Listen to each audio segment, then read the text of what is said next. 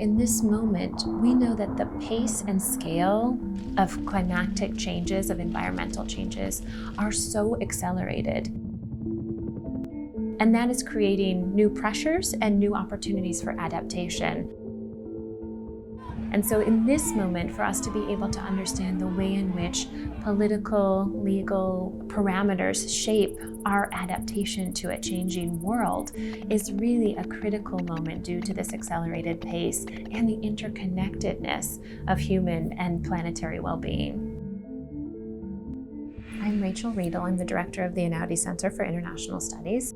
And I am a political scientist. I work on questions of democracy, governance, and basically what governance can bring to citizens across the world. At the Einaudi Center, I really seek to bring people together around the areas of research that they are interested in, to be able to identify global challenges that we're addressing from across different disciplinary perspectives, with different regional expertise and knowledge, and to be able to come together in this intellectual community to address key questions of our time.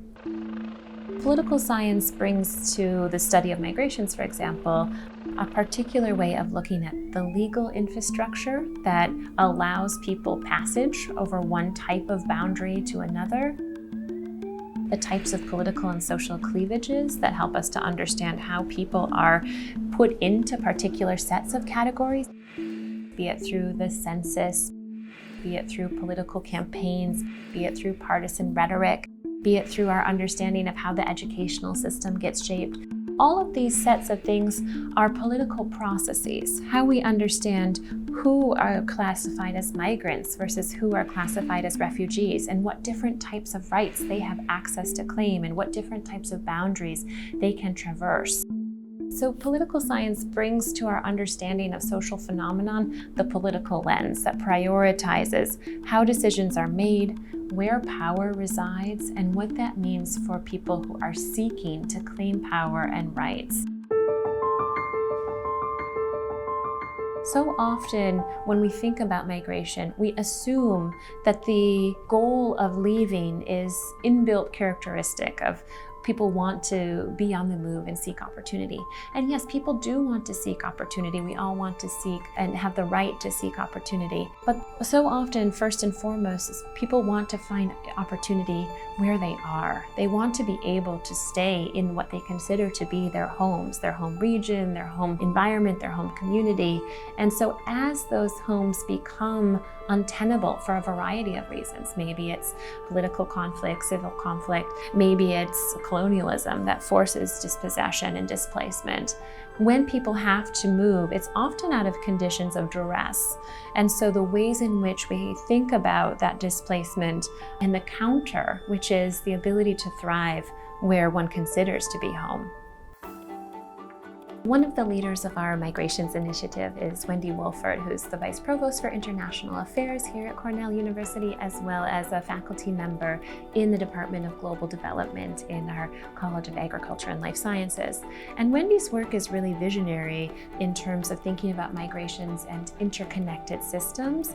Her own connection as a geographer comes to helping us to think about the ways in which the organization of economies and production also shapes the movement of people as they respond to the utilization of land for production of certain goods for an export market, and the ways in which that has different types of consequences. This is just one example of the way in which scholars from across the world are able to connect on thematic, research-based priorities that connect land, the environment, economic production, and human migration and rights in one interconnected framework. As an educational project, this migrations initiative has many goals. One is to offer an extended set of understanding to our current students here at Cornell who will be involved in the project and who will better be able to understand this interconnectivity and the interdisciplinary approach to migrations writ large and the multi-species approach that we are taking. But I think that the impact also spreads much larger because our goal is also to contribute to public understandings about migrations and what it means for our contemporary challenges that we face locally, nationally, and globally. So part of the project is to seek to communicate to global publics, to local publics, what our current understanding of migrations is and how we can think about it in ways that allow us to adapt and to seek kind of productive and sustainable futures in this accelerating pace of a migratory and mobile world. We hope it's an opportunity to share knowledge and to push forward the frontiers of knowledge on this topic.